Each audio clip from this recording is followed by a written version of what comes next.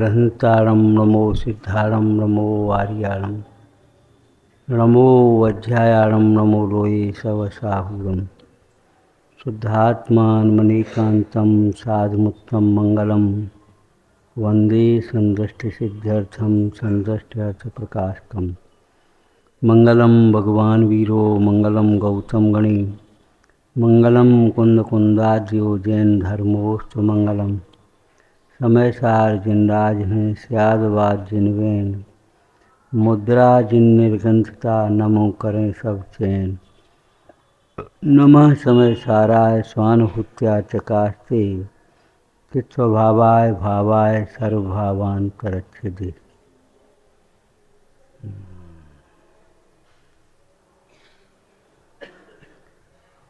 आचार्य श्री कुंद कुंद स्वामी विरचित समय सार जी की आत्मख्याति टीका में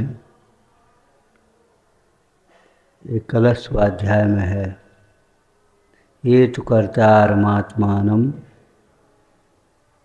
पश्यन्ति तमसा तथा सामान्य जनवत्तेषां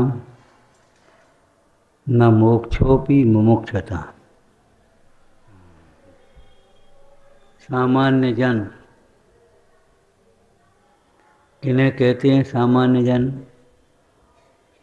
जिन पर पैसा कम हो वो सामान्य आदमी, जिनकी बुद्धि कम हो सामान्य आदमी, कोई विशेष आदमी नहीं, सामान्य आदमी। बाहर के जीव किसे सामान्य मानते हैं?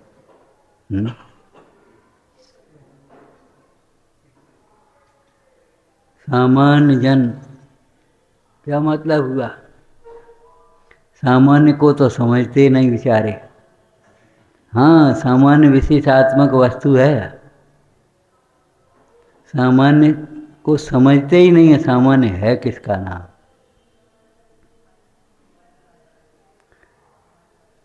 पर्याय को ही अपना मानते हुए जीव बहिरात्मा सामान्य माने ऐसे समझ देना।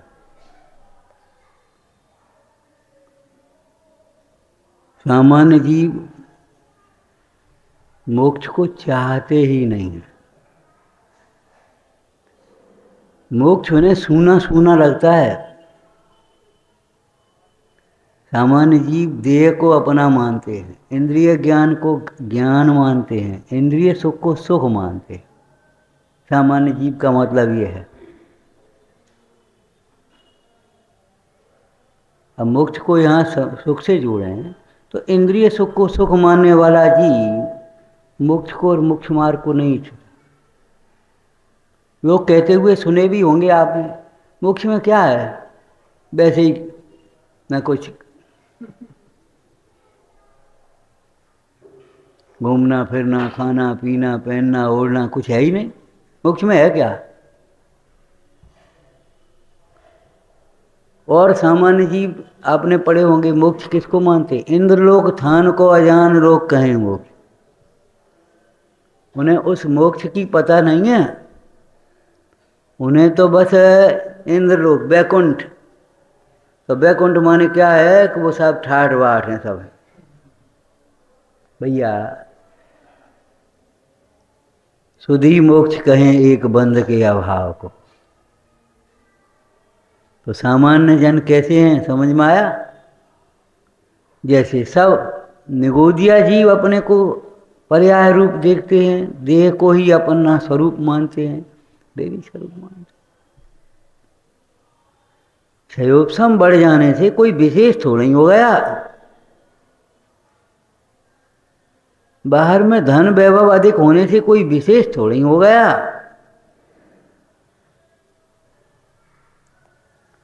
पुण्य का उदय अधिक है, इससे क्या मतलब हो गया?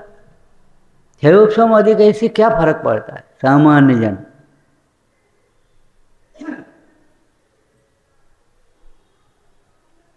कोई हीरा है, उसकी डब्बी बदल दो तो क्या विशेष हो जाएगा? हीरा है, उसकी डब्बी लोहे की डिब्बी में रखो, प्लास्टिक की डिब्बी में रखो, पुट्ठे की डिब्बी में रखो, थैली में रख दो, कागज में बांध दो, क्या फर्क पड़ता है? आखिर इन सब से क्या फर्क पड़ने वाला है? ऐसे ये पंचम भाव हैं, विचार करो। शरीर ये है या वैक्रिय शरीर, इससे क्या फर्क पड़ेगा? इससे क्या फर्क पड़ता है कि औदारिक शरीर है कि वैक्रिय शरीर है, काला शरीर है कि गोरा शरीर है, मोटा है कि पतला है, बालक है कि युवा है कि वृद्ध है, इससे क्या फर्क पड़ता है? खोल ही तो बदले हैं ये। यहाँ बैठ जाओ चाहे यहाँ बैठ जाओ, इससे क्या फर्क पड़ेगा? बोलो, ये पहन लो या ये पहन लो, इससे क्या फर्क पड़ेगा?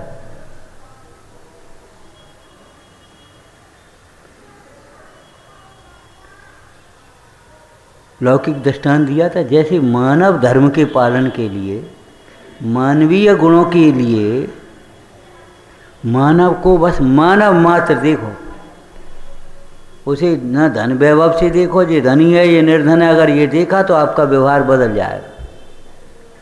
धनी हुआ तो आओ साहब, और निर्धन है ठीक है होगा, कोई क्या करना। अगर आप जाति से देखेंगे तो आपका मानवता का निर्वाह नहीं कर पाएंगे। मानव बस इतना। जाति से देखोगे, प्रांत से देखोगे, भाषा से देखोगे, पद से देखोगे, माने संयोगों से कहीं से भी आप देखोगे तो मानव को मानव नहीं समझा, आपके जीवन में मानवता नहीं रहेगी। समझ में आया ना? ऐसे ही जीव को जीव नहीं देखोगे, सर्व जीव हैं सिद्ध साम, जीव को जीव नहीं देखोगे। अगर इंद्रियों से देखोगे, शरीर से देखोगे, संयोगों से देखोगे, औदैहिक भावों से देखोगे, छायोपशमिक भावों से देखोगे, तो आप उस जीव को नहीं समझ पाओगे।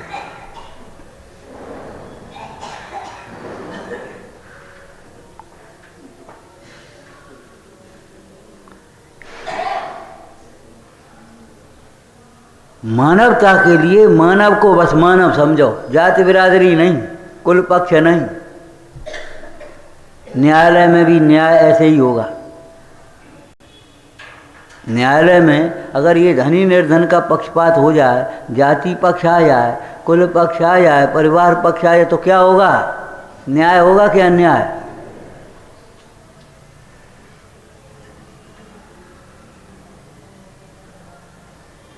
पंडित श्रावकाचार्य जी, पंडित सदासुखदास जी ने श्रावकाचार्य वचनिका में एक लाइन बहुत अच्छी लिखी है, पक्षपात की बड़ी अंधेरी है, उसमें सत्य असत्य नहीं दिखाई देता, पक्षपात की अंधेरी।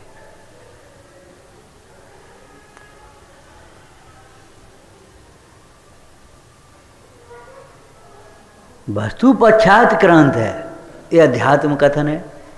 अरे अध्यात्म कथन है वो आगम में भी है, वस्तु पक्षातिक्रांत है। अतिक्रांत माने पार।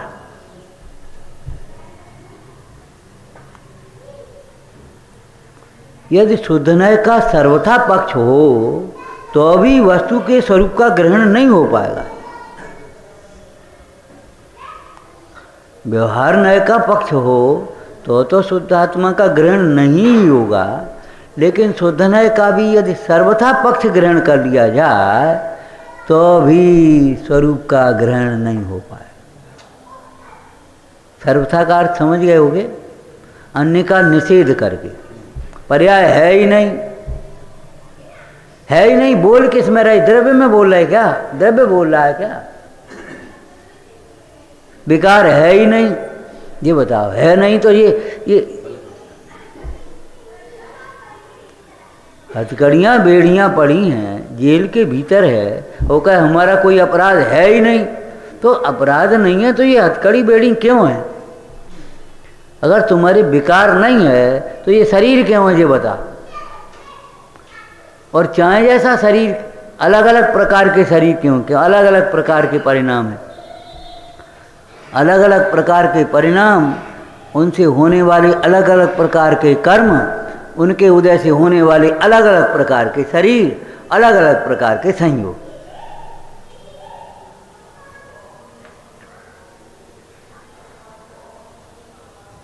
मोह है ही नहीं, मोह आत्मा का स्वभाव नहीं है, बिल्कुल ठीक बात है। और स्वभाव दृष्टि हो तो पर्याय में भी मोह रहता नहीं है, होता नहीं है, उपजता ही नहीं है। स्वभाव के आराधकों को शरीर है, संयोग हैं, लेकिन उन शरीर और संयोग के प्रति भी किंचित मात्र भी मोह उत्पन्न नहीं होता।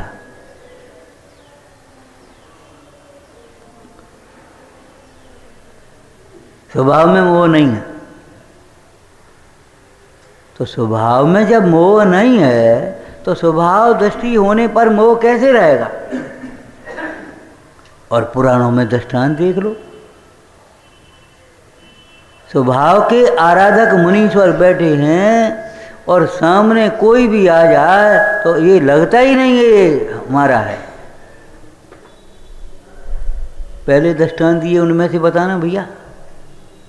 बारसेन मुनिराज हैं, जंग वहाँ चेलना के महल में ही तो गए पुष्प डाल की स्थितिकरण के प्रसंग में। उनको लगा ही नहीं ये हमारा महल है। ओ भैया ये तो बहुत बदल गया, बहुत अच्छा हो गया। उनके सामने माता खड़ी है तो इनको लगता ही नहीं है ये हमारी माता है। क्यों? और वास्तविक बात है, सही है कि गलत है? उनको लगता नहीं, सही है ना। वो शरीर का जन्म से संबंध है। जब शरीर को ही हमने भिन्न, जहाँ दे अपनी नहीं, माता अपनी कैसे हो, महल अपना कैसे हो। जब शरीर तुम्हें अपना लगेगा तो कोई नहीं आपको ये कह नहीं सकता, रोक नहीं पाएगा ये माता मेरी है, ये मेरी माता है।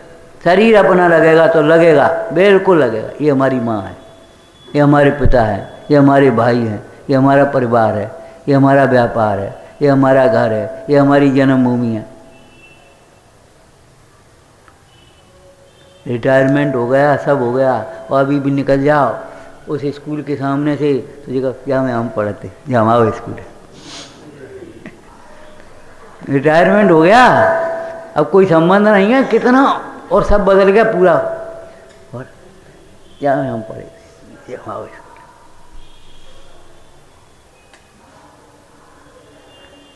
मोह कोई पर्दे पे थोड़ा ही कराता है। जो अपने को नहीं जानता उसे मोह हुए बिना रहता ही नहीं है। बोलो बारसेन को क्यों नहीं लगा? आप चलो, अरे जिस मकान को बेच दिया है उसके सामने से भी निकलोगे तो जो अपना मकान था पिछले साल बेच दिया, अरे तो बेच दो ना, तो अभी अपना तो नहीं बेच पाए। ये हमारा स्कूल था, हम पढ़ते थे, ये हमारे माँ साहब हैं, इन्हें हमें 5वीं क्लास में पढ़ाया था। 5वीं, बता। ठीक है, विनय कृतज्ञता वो लोक व्यवहार की बातें अलग हैं, उससे कोई मतलब नहीं है। यहाँ परमार्थ की चर्चा चल रही है। तो सामान्य जन क्या मानते हैं? देह को ही आत्मा मानते हैं, चाहे वो निगोदिया हो, चाहे त्रियंच और 2 इंद्री 3 इंद्री 4 इंद्री हों, चाहे वो नारकी हों, चाहे देव हों, सब देह को अपना मानते कि नहीं?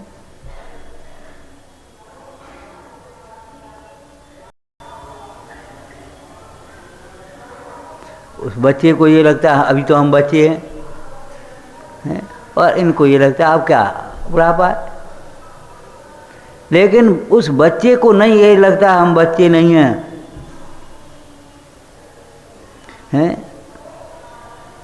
याद है तुमको? हम जैन धर्म के बच्चे हैं पर नहीं श्रद्धा के कच्चे हैं, वीतराग देव के अनुयायी। वीतराग देव को मानेंगे, निर्गंथ गुरु को जानेंगे, धर्म अहिंसा धारेंगे। हम जैन धर्म के बच्चे हैं पर नहीं श्रद्धा के कच्चे हैं।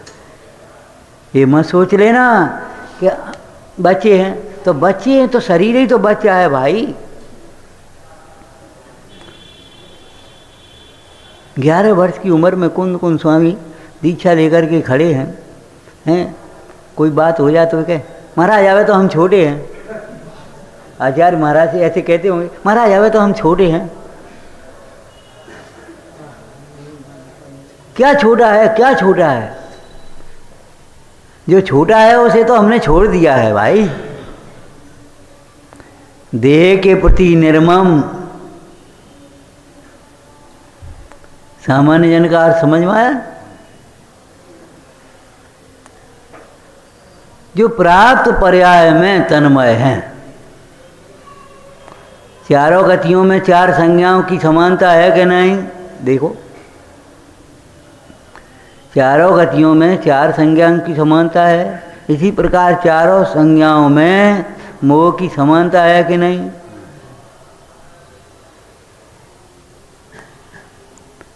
सिद्ध गति को अनुपम कहा ध्रुव, अचल और अनुपम। तो अनुपम की व्याख्या में क्या आया? अमृतचंद स्वामी ने क्या टीका की अनुपम? तीन गतियों में वो क्या नाम, चार गति हैं, तीन का को, चार गतियों में संसार में कथनचित समानता है। मोक्ष गति, पंचम गति उससे विलक्षण है। अरे आपके शरीर है, उस गाय के भी शरीर है। शरीर में अंतर वो अलग है, लेकिन उसके भी शरीर है, इसको भी शरीर है। आप भी आहार संज्ञा है, इनको उसको भी आहार संज्ञा, उसको भी भय संज्ञा, उसी को भय संज्ञा, उसी को मैथुन संज्ञा, उसको मैथुन संज्ञा, उसको परिग्रह संज्ञा, उसको परिग्रह संज्ञा। वो गाय भी जानती है ये हमारा घर है, ये हमारा मालिक है। ये आ गया कसाई, थर थर कांपने लगे दूर से ही देख करके। घर से कोई चीज़ पड़ी होगी, सूंघेगी, खाने लगेगी, और नहीं तो हट जाएगी। ये हमारा भोजन है, ये खाने लायक है, ये नहीं खाने लायक। लेकिन गाय के सामने घास हो तो वो कहेगी खाने लगेगी, नहीं खाने लगेगी। ये हमारा भोजन है, तुम्हारे पास घास हो तो तुम कहोगे जी हम नहीं खाएंगे, हम का पशु है। रोटी दाल साग भात पूरी कचौड़ी हो, आप खाने लगोगे। ये तो नहीं जानोगे ये पौधगलिक भोजन हमारा भोजन नहीं है। बोलो, ये पौधगलिक रूप हमारा रूप नहीं है। ये पुद्गल के कार्य हमारे कार्य नहीं है। ये पौधगलिक भोग विषय ये हमारे विषय नहीं है। नियम सार जी टीका करते हुए मुंडाज ने क्या कहा? हम जैसों का विषय। कैसे शब्द हैं? हम जैसों का विषय, ये हमारा विषय नहीं है भाई।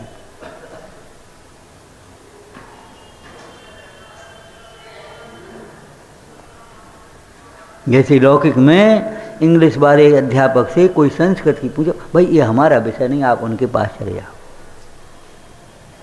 एक डॉक्टर से दूसरी बात पूछो, भाई आप वहाँ चले जाओ, उधर रोग विशेषज्ञ, भाई वहाँ जाओ, यहाँ नहीं। ये हमारा विषय नहीं है। कभी ये सोचा है ये हमारे विषय नहीं है?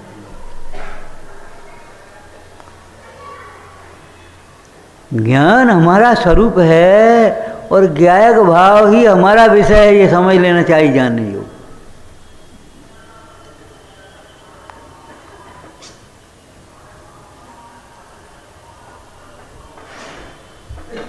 अपने आनंद को नहीं भोगोगे तो ये कर्म के फल भोगने पड़ेंगे।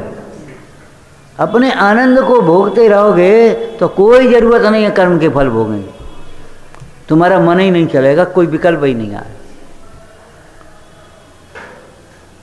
आप घर पर साफ शुद्ध अपना भोजन करके पानी पी करके आराम से चले। अब कोई ज़रूरत नहीं है बाजार में बिकने वाला पदार्थ आपको खाना पड़ेगा। मन भी नहीं चलेगा आपका, कोई आएगा ही नहीं, कोई कहेगा भी तो आ गई बात तो कह दे। मैं अभी शिखर जी गए 5-7 जने, जल मंदिर पर पहुँचे, तो लड़के थे 3-4, तो बोले भूख लगी है कुछ खाना है। तो उनमें 3 लोग थे, महिला थी, एक शायद आदमी था। तो बोले देखो भाई हम तो वंदना किए बिना कुछ नहीं खाएंगे, हमारा तो नियम, हम तो नियम लेके चले जब तक पूरी वंदना नहीं कर लेंगे हम कुछ नहीं करें। बोले बड़े नियम बारे हो गए तुम, हमें तो भूख लगी, हम तो खाएंगे। कि भाई तुम जानो। उन 3 लड़कों ने पकौड़ियाँ खाई वहाँ पकौड़ियों। एक लड़का 10 मिनट में एक्सपायर हुआ, 2 लड़के बेहोश। कुछ बेसन में कुछ कुछ गिर गया होगा, कोई आ गया होगा बेचारे, कोई जानबूझ करके नहीं दिया वो अलग बात है, लेकिन आ गया कुछ।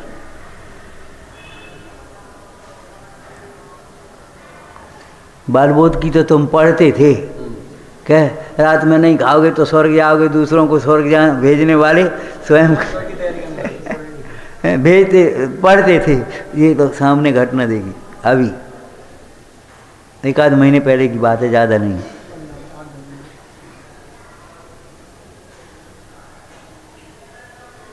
लेकिन जब बताओ तुम घर से भूखे चल दिए तो फिर तो जो होगा सो खाओगे, उसमें क्या बात है।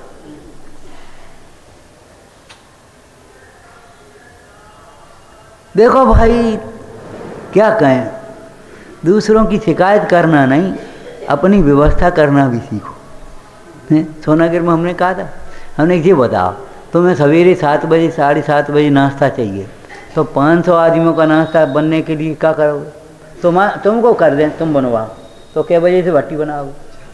अब तुम ये तो कहोगे 4 बजे से भट्टी जल जाती है, तो तुम्हारी गलती है। तुम नाश्ता क्यों कर रहे 7 बजे? गलती तुम्हारी भी तो है कि नहीं, ये बता। अरे भाई जब हम धर्म कार्य में हैं, धर्म पर्वों में हैं, धर्म स्थान धर्मायतनों में, धर्म तीर्थ में हैं, तो नाश्ता वास्ता कम से कम ने का तो कम करके आओ, त्याग करके आओ। यहाँ इतना भी संयम नहीं पाल पाओगे। कहाँ तो उपवास करते थे 10-10, कहाँ एक आसन करते थे, कहीं 2 बार, तुम 2 बार में भी नहीं रुक पाओगे। क्या करते हो? रोको अपने मन को, तो रुके, नहीं रोका तो कौन रुकाने वाला। अब साहब बच्चे हैं, ठीक है, बच्चे हैं तो बच्चों के लिए आप अपने थोड़ा सा इंतजाम कर लो, रख लो।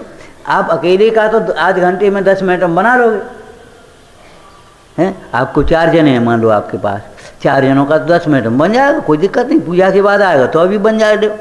लेकिन 500 आदमियों का नाश्ता आप सामूहिक करवाओगे तो बताओ आखिर क्या करना पड़ेगा? बताओ क्या करोगे?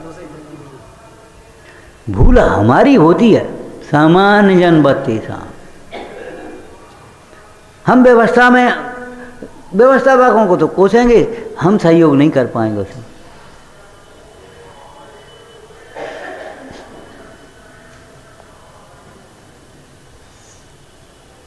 हम कहते पूजा की सामग्री ज़रा जल्दी बनती थी तो हमने कहा भैया पुजारी बोला है कल से आध घंटे लेट, उनसे भी कह दी। अब वो 10-20 आदमियों की आदत तो होती है। अबे तक तरफ नहीं बनी हमारी, ये भैया जब आध घंटे लेट है तो आध घंटे लेट आओ, तब तक आप पाठ कर लो, बैठ करके माला फेर लो, स्वाध्याय कर लो। भैया हड़बड़ क्यों करते हो?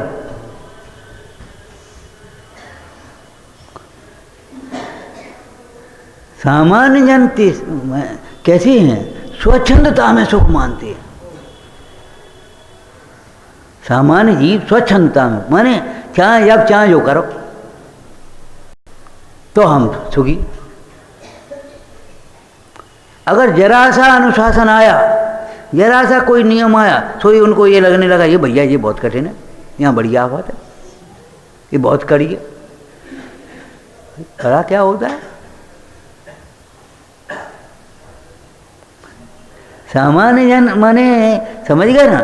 सामान्य जन माने देह को अपना मानने वाले, पुद्गल का रूप अपना रूप मानते हैं, पुद्गल के कार्यों को अपना कार्य मानते हैं, पौद्गलिक घर को अपना घर मानते हैं, पौद्गलिक भोगों को अपना भोग मानते हैं, और इच्छाओं की पूर्ति में आनंद मानते हैं, मोक्ष में सूनापन मानते हैं, संयम में कष्ट मानते हैं। हो गए 7 तत्व के नहीं हो गए?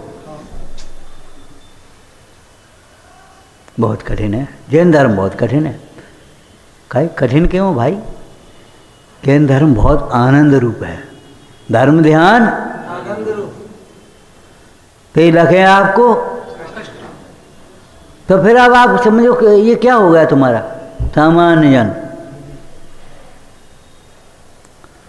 सामान्य जन एक वाक्य सुना होगा, भैया कुछ आगे उकेले कर ले, कुछ मोक्ष मार्ग में तो वहीं चले जाओ मोक्ष, हमें क्या करना, हम तो यहीं ठीक है। अपनी जिस भाषा को बोल लेंगे, अभिमान में चाहे कुछ बोल सकता है, कोई दिक्कत नहीं। मोही जीव, अभिमानी जीव चाहे कुछ सोच सकता है, चाहे कुछ बोल सकता है, चाहे कुछ कर सकता है। कर सकता है, कर तो कुछ नहीं सकता। क्या समझते हो? बोल भी नहीं सकता, बोल भी नहीं सकता। अगर सामने पुण्यवान जीव है, मान लो अभी आप दो बातें कर रहे हो और हम पहुंच गए, क्यों क्या कह रहे? कछु नहीं रहा, कछु नहीं रहा। एक शब्द नहीं बोल पाओगे। बोला नहीं, कह तो रहे थे कछु, अरे कछु नहीं, वो कछु नहीं। क्यों कछु नहीं? तो फिर ऐसी फिर जी क्या नाटक हुआ? इसीलिए तो करिए सरल त्यों योग अपने लिखा है, चरणन योग द्रव्यानुसार चरणम होता है। ध्यान रखना, अपने आत्महित पर दृष्टि होगी तब तुम्हारा आचरण, तुम्हारा सोच, तुम्हारा विचार, तुम्हारे वचन, तुम्हारी चेष्टाएं निर्मल हो सकेंगी, विशुद्ध हो सकेंगी।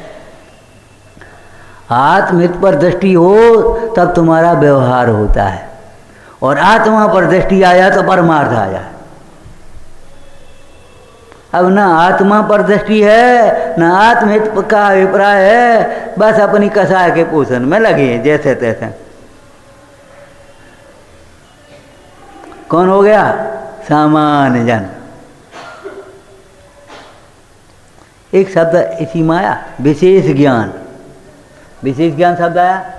विशेष ज्ञान का अर्थ हमने क्या किया था? हाँ, विशेष ज्ञान का मतलब ज्यादा ज्ञान नहीं, आश्रव और आत्मा का विशेष नहीं जानने वाला जीव, ऐसा लिखा ना। वो क्रोधाधिक में स्थित होता है, कर्म संचय करता है, और आत्मा और आश्रव के विशेष को जानने वाला जीव। इसका अर्थ क्या हुआ? विशेष ज्ञान माने हर जगह भूल ही भूल है, ये समझ लेना। आत्मा को भूले तो भूल ही भूल है। सारी भूलें आत्मदृष्टि होने पर निकलेंगी।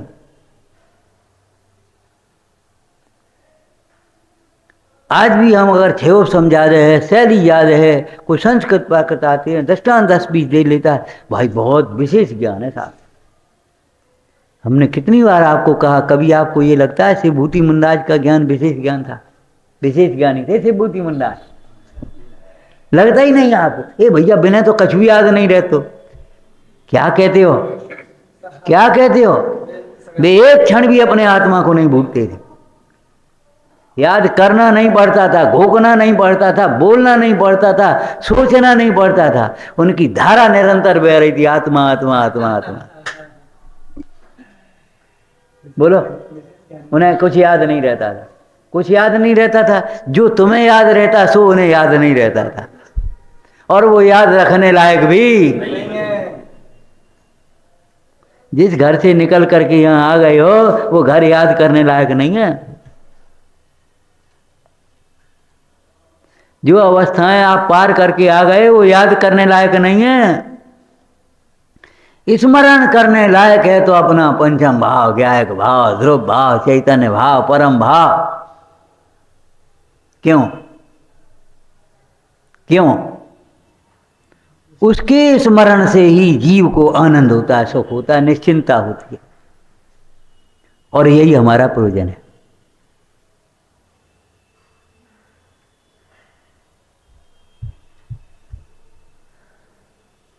खूब विचार करो, दृष्टांतों से विचार करो, सिद्धांत को ग्रहण करो।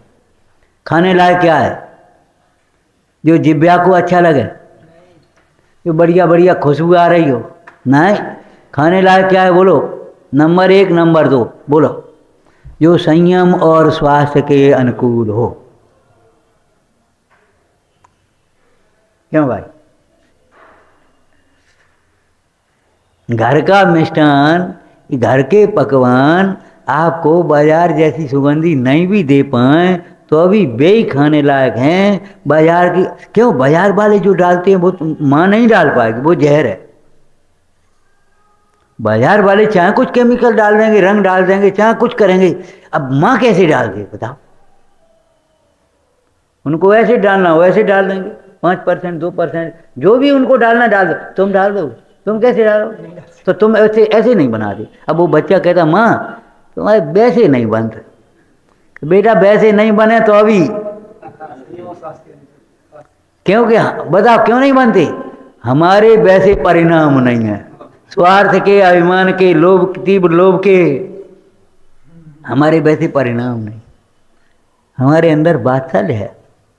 हम अपने बच्चों को जहर कैसे देंगे बता?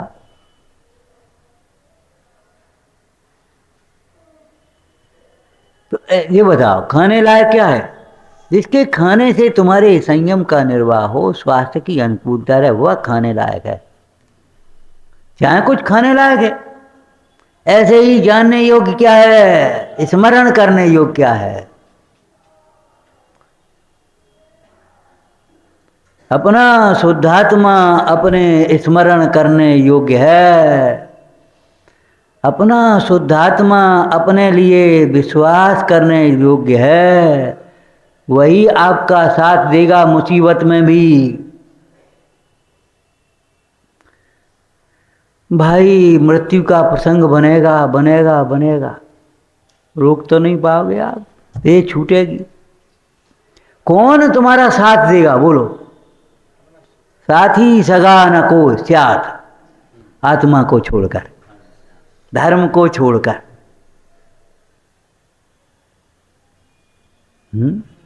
निश्चय न शुद्धात्मा कहेगा और व्यवहार न परमात्मा परमेष्टि भगवान को कहेगा। तो विश्वास करने लायक वही अपना शुद्धात्मा है। उस शुद्धात्मा का विश्वास करो। इनका क्या विश्वास, ये तो अभी छोड़ के चल देंगे, अलग खड़े हो जाएंगे सब। किसी के भरोसे अपराध मत करना, सजा तुम्हें अकेले को भोगनी होगी। सजा अकेले को भोगनी होगी। दुखी अकेले होना पड़ेगा नरक में, त्रियंच में, इस पर्याय में, उस पर्याय में। आत्मा को भूले, ये अपराध हुआ उसके चक्कर में, उसे अपना माना और अपने को भूले। अब अपराध हो गया, अब उसकी सजा अकेले को भोगनी पड़ेगी। वे सब परिवार यहीं रह जाएगा, वो सब समाज यहीं रह जाएगा। धन समाज गजबाज राज तो काज न आवे। तो सामान्य जन समझ गए हैं भाई, देह को अपना मानते हैं। चार गतियों में कथनचित समानता है, पंचम गति इनसे न्यारी है, विलक्षण। चार गति कर्म के उदय में है और पंचम गति कर्म के नाश से होती, नाश पूर्वक। नाश से नहीं हो रही है, नाश पूर्वक हो रही है। वहां कर्म नहीं, कर्म के वियोग रूप है। चार गतियां विभाव का फल है, पंचम गति स्वभाव का फल है। चार गतियां दुख रूप हैं, पंचम गति आनंद रूप है। चार गतियां भ्रमण रूप हैं, पंचम गति अचलता रूप है।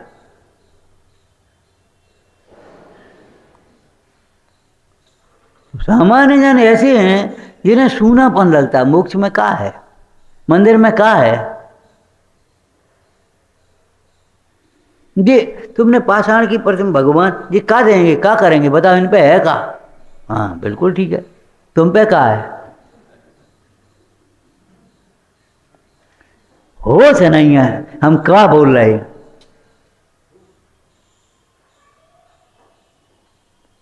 तुम्हारे पास क्या है? सुनो, कान खोल करके सुनो। जिसको तुम जिस चीज को अपना मानते हो वो तुम्हारा नहीं है, नहीं है, नहीं है, और होगा भी नहीं। तुम उसके लिए प्राण भी दे देना, तुम्हारा नहीं होगा। उन्हें अपना मान मान करके तुम अपना घात करते रहना, लेकिन वह तुम्हारा नहीं होगा। और इसमें उसका कोई दोष भी नहीं है। क्यों? तुम एक का दूसरे का होने का कोई सामर्थ्य नहीं है, शक्ति नहीं, होगा नहीं, ये कोई बात नहीं है, हो सकता भी नहीं। और नहीं तो हम ये कहते हैं तुम हमारे नहीं होगे, शिकायत क्यों कर रहे हैं? हम तुम्हारे नहीं होंगे, ये शिकायत मत करो, तुम ही हमारे हो जाओ का बात।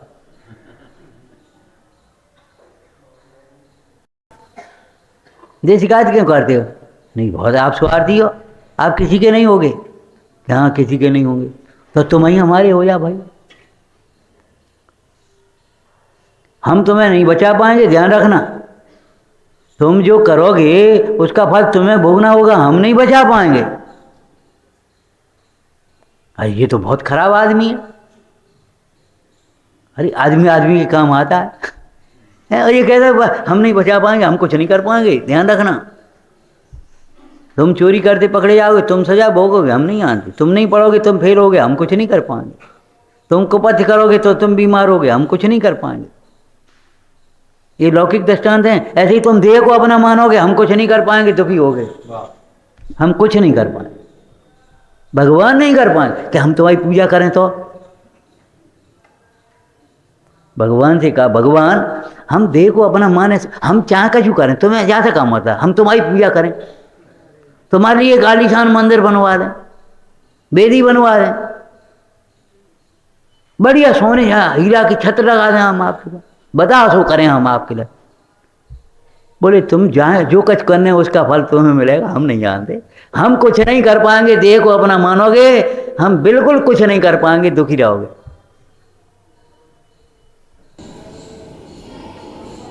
लेकिन इस भोले जीव को, सामान्य जीव को, हाँ सामान्य कहो, भोला कहो, अज्ञानी कहो, मूर्ख कहो, बहिरात्मा कहो, इस भोले जीव को ये लगता है हमने जब हितो करोए निकले तो ये कजू तो करेंगे।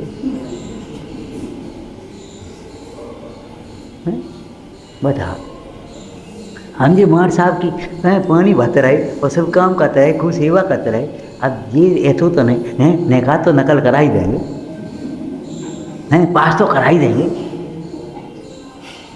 मास्टर साहब बोले तुम चाहकर करो, जो कुछ करना हो सो करो, हमको हैं उसका फल तुम्हें मिलेगा। स्वार्थ बुद्धि होगा और निस्वार्थ भावना, बहुमान भक्ति से करोगे, वो अलग होगा बिना का। लेकिन हम तुम्हें पास नहीं कर पाएंगे। अरे कराने की बात तो ये है, हमारे पास भी अगर कापी आएगी तो हम भी पास नहीं कर पाएंगे। और सुनना है वो, बोलो ये सिद्धांत है कि नहीं? ये क्वालिटी है उसकी, ईमानदार की। लेकिन सामान्य जीव इस जीव को नहीं समझते। अरे सामान्य जीव प्रभु की प्रभुता को समझते नहीं है। जिससे वे प्रभुता मानते उसे प्रभुता नहीं है। वो नहीं तो समंतवत स्वामी को क्यों कहना पड़ता नातस्तमस्नो महान।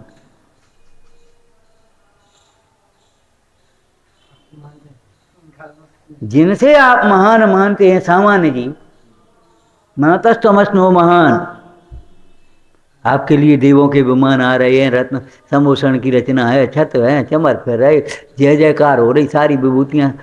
अरे नातस्तमस्नो महान।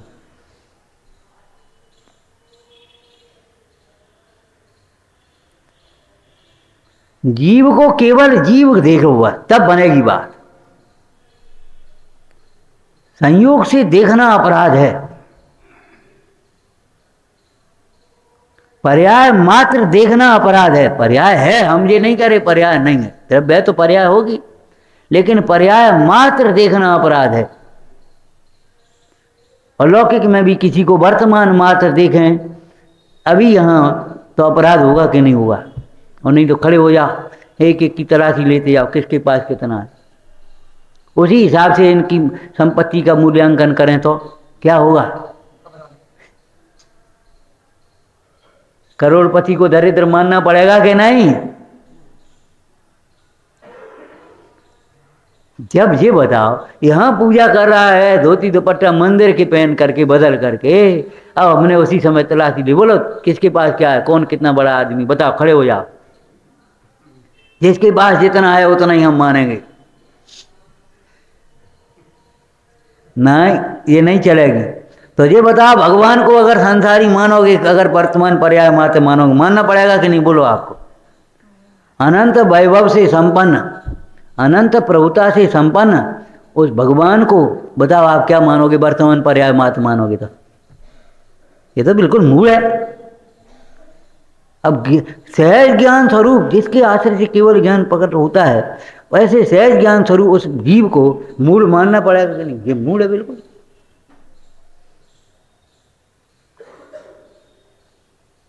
ये बहुत ज्ञानी है, ये कम ज्ञानी है। विचारना आप। सामान्य जन शब्दार्थ समझ में आ गया। बहिरात्मा इंद्रिय सुख को सुख मानने वाला जीव, वो मोक्ष को क्यों चाहेगा? आप चाहते हो मोक्ष को तो उतारते जाओ। अकेले कपड़े नहीं, ये मोह के आवरण, कपड़े नहीं अकेले, कपड़े भी उतरेंगे। एक स्थिति आएगी कपड़े भी उतरेंगे। क्या कहा? जब तुम्हें देह से भिन्न आत्मा का अनुभव होगा, ये कपड़े बोझा लगने लगेंगे। इन कपड़ों से शोभा नहीं लगेगी, इन कपड़ों से बड़प्पन नहीं लगेगा, कपड़े छोड़ने की भावना जगेगी। और जब तीन चौकड़ी है टूटे, कपड़े भी उतरेंगे, कपड़े भी उतरेंगे। ऐसा नहीं कि कपड़े रह जाएंगे। अरे मोक्ष की, जब मोक्ष होगा तो शरीर भी नहीं रहेगा, कर्म भी नहीं रहेंगे, विकल्प भी नहीं रहेंगे। कैसी बात है? मोक्ष होगा तो आनंद ही आनंद रहेगा और कुछ नहीं रहेगा, समझ लेना। ज्ञान ज्ञान ज्ञान रहेगा। तो जिन्हें मोक्ष चाहिए उन्हें ज्ञान ही ज्ञान इष्ट होना चाहिए, बाद बाकी और राग की पूर्ति इष्ट नहीं होना चाहिए। जो राग और राग की पूर्ति में सुख मानते हैं, चाहते, राग की इच्छाओं की पूर्ति चाहते हैं, मोक्ष को नहीं चाहते। मोक्ष इच्छा के अभाव रूप है। तो जो मोक्ष को चाहते ही नहीं है उनको मोक्ष क्या होगा? लेकिन मोक्ष को जो चाहते हैं लेकिन मोक्ष का उपाय नहीं करते हैं, उनको भी मोक्ष नहीं होता। ये चर्चा इस कलश में है, विचारना।